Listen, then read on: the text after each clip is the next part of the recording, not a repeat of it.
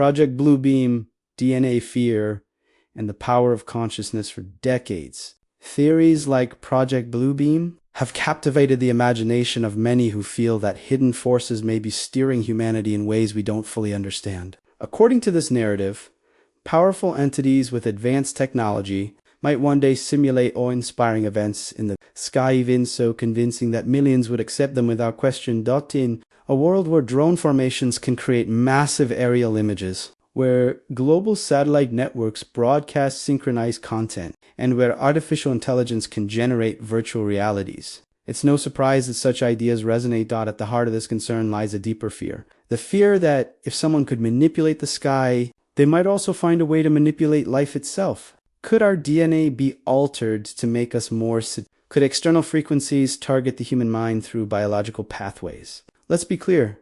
There is no verified evidence that any secret project has modified human DNA to alter consciousness, nor that invisible signals can hijack our minds without our participation. But the fear itself reveals something powerful about how we experience reality. The real question: consent, not control. If there were attempts at genetic influence, the key point is this: without our consent, without our conscious agreement, no one can capture our awareness. Human consciousness is not mere circuitry to be tuned like a radio. It is an emergent, responsive awareness shaped by experience, reflection, and choice. You cannot broadcast into a mind that is alert, questioning, and rooted in inner clarity.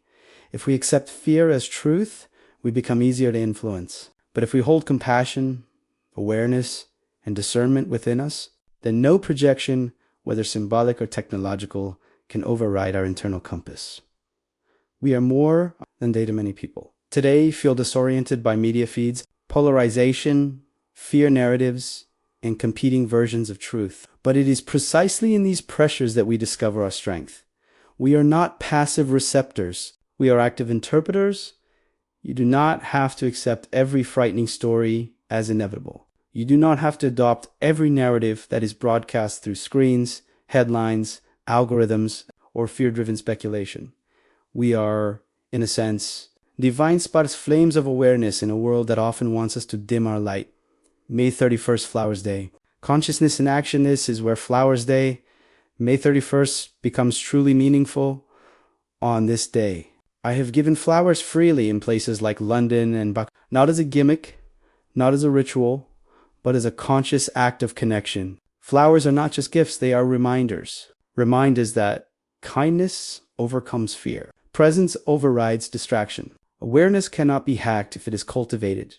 Imagine if more of us stood together on that day, offering blossoms, smiles, and presence rather than panic. What would that do to the collective psyche? What would it do to our sense of belonging? What would it do to the so-called matrix of fear? The real matrix is within the greatest control system humanity has ever faced, is not in the sky, not in secret labs, and not in shadowy broadcasts. It is the system that convinces us to absorb fear, surrender, certainty, and let external narratives override inner wisdom.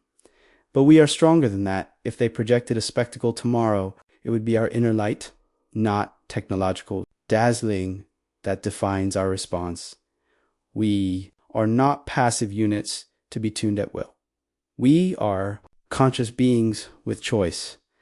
And the most radical act of resistance isn't prediction. It is awareness. It is kindness. It is loving action, like giving flowers freely, choosing presence, and lighting up the world from within. That is how we truly break the illusions around us.